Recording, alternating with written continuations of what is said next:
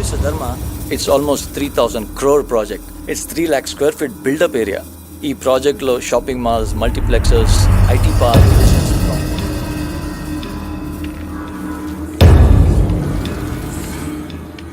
ആ കോളനി താമസിക്കുന്നിടത്ത് അണ്ണനെ കാണാൻ വന്നിരിക്കുന്നു. ഏയ് വാ. 2 മാസത്തിനകം അവിടുന്ന് ഞങ്ങൾ ഒഴിഞ്ഞു പോകണമെന്ന് സാറ് പറഞ്ഞിരുന്നില്ലേ? 400-ലധികം കുടുംബങ്ങളാണ് സാർ ഒഴിഞ്ഞു പോകേണ്ടി വരുന്നത്. അതിന് ഇവിടുന്ന് വിചാരിച്ചാൽ വേറെ എവിടേക്കെങ്കിലും ആ പ്രോജക്റ്റ് മാറ്റാൻ No chance. ഈ ചെയ്യുന്നത് കൂടുതലേ. ഞങ്ങളെയൊക്കെ വഴിയാധാരമാക്കിയിട്ട് നീയൊക്കെ അവിടെ എന്തുണ്ടാക്കാൻ പോവാ?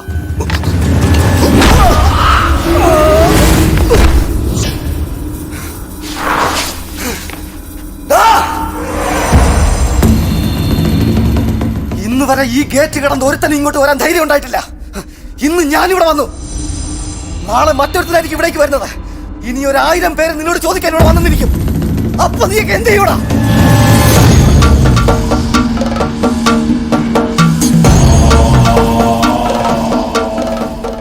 നീ പറഞ്ഞത് വളരെ ശരിയാണ്.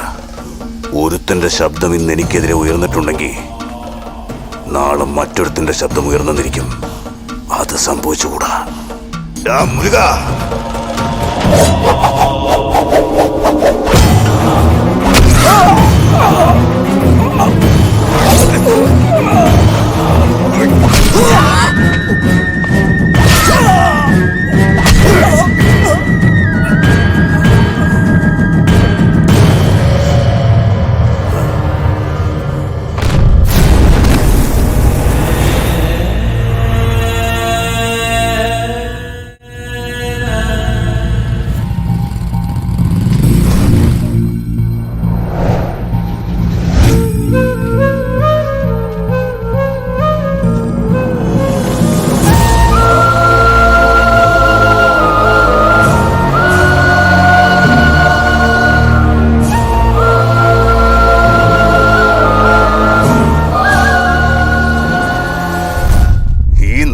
മോൻ പറഞ്ഞത് കേട്ടില്ലേ? എന്നോട് ചോദിക്കാൻ 1000 പേര് വരുമെന്ന്. വരട്ടെ. ആ ഗേറ്റ് കടന്ന് ഇവിടെ വരാൻ ഏതെങ്കിലും ഒരുത്തിന് ധൈര്യം ഉണ്ടെങ്കിൽ അവൻ ഈ ശവം കൊണ്ടുപോവാം. ഇല്ലെങ്കിൽ ഇവനെ ഇവിടെ ഇട്ട് കത്തിക്ക് ഞാൻ. ഇപ്പൊ മനസ്സിലായ മോനെ, എന്തിനാ എന്റെ കുഞ്ഞിനെ ഞാൻ അതീതെല്ലാം പിന്തിരിപ്പിക്കാൻ ശ്രമിച്ചെന്ന്? അത് തന്നെ സംഭവിച്ചില്ലേ? ഇപ്പോ അവന്റെ അമ്മയ്ക്ക് അവനെ അവസാനമായിട്ടൊന്ന് കാണാൻ പോലും പറ്റിയില്ലല്ലോ. എന്ത് ചെയ്യും ഞങ്ങളിനി? ഇവിടെ ഒരാൾക്ക് പോലും അവന്റെ ശരീരം ഇവിടെ എത്തിക്കാനുള്ള ധൈര്യം പോലും ഇല്ല. അവന്റെ വീട് എവിടെടാ? ചരൺ, ഒന്നും വേണ്ടടാ, വിട്ടേക്ക്. ധർമ്മ ഇവിടെ എന്തിനാ? അവന്റെ വീട് എവിടെടാ?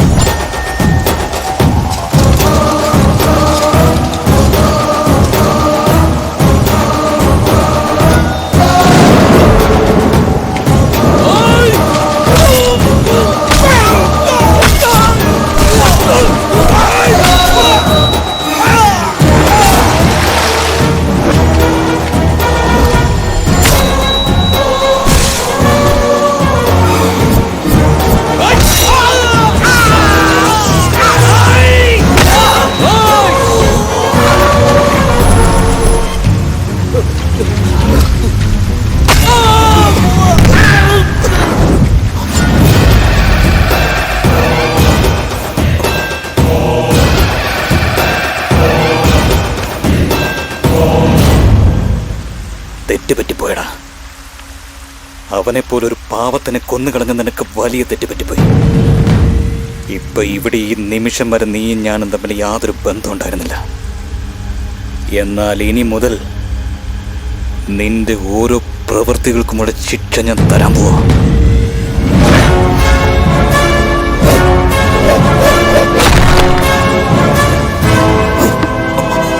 ഇപ്പം നിന്നെ എനിക്ക് കൊല്ലണമെന്നുണ്ട്. പക്ഷെ നീ അങ്ങനെ വെറുതെ ചാവാൻ പാടില്ല. ചാവേണ്ടത് ജനങ്ങൾക്ക് നിന്നോടുള്ള ഭയമോ. ഇന്ന് ഈ നിമിഷം മുതൽ ആ ഏരിയ എന്റെയാ, എന്റെ.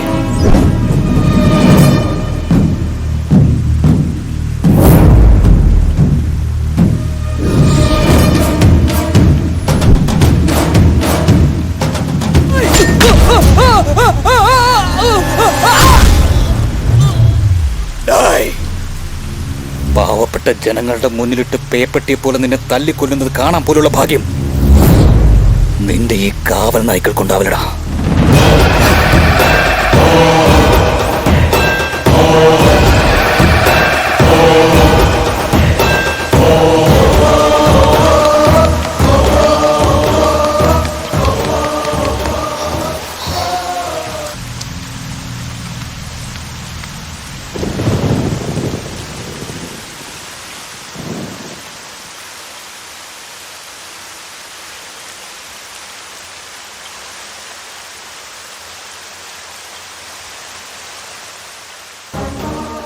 അന്നുവരെ അവർ കണ്ടത് എൻ്റെ മകനെയായിരുന്നെങ്കിൽ അന്നു മുതൽ അവർ കാണാൻ തുടങ്ങിയത് ഒരു വിശ്വാസത്തെയാണ്, അവനിലുള്ള വിശ്വാസത്തെ.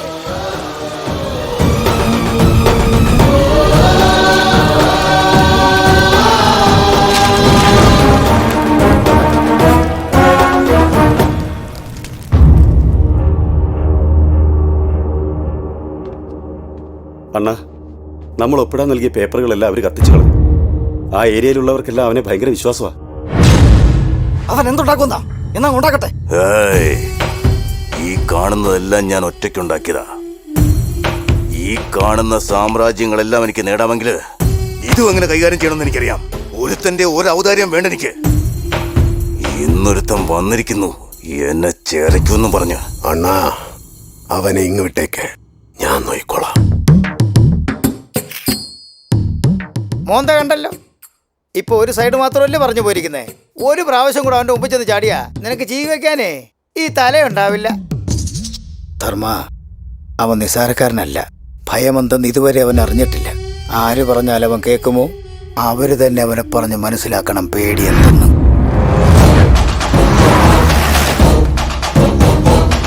ഈ മെഡിസിൻ കണ്ടിന്യൂ ചെയ്തു.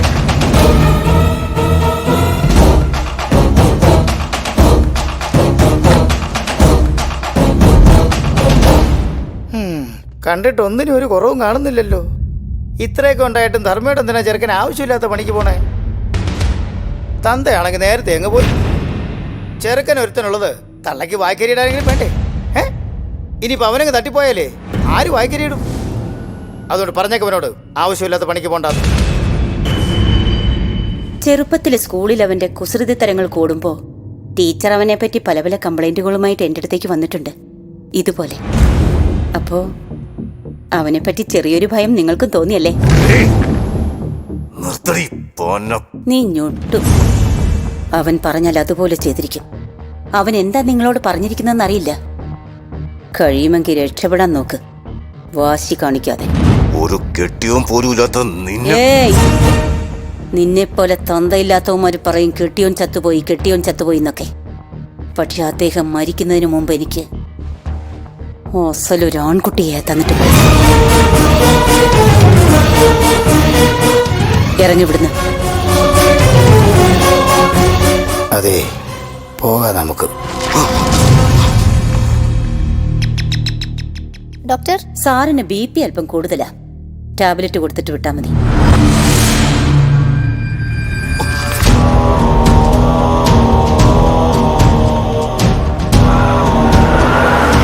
തള്ളയും മോനും ഈ ടൈപ്പാണെങ്കിൽ ആ തന്ത എന്തുമായിരിക്കും?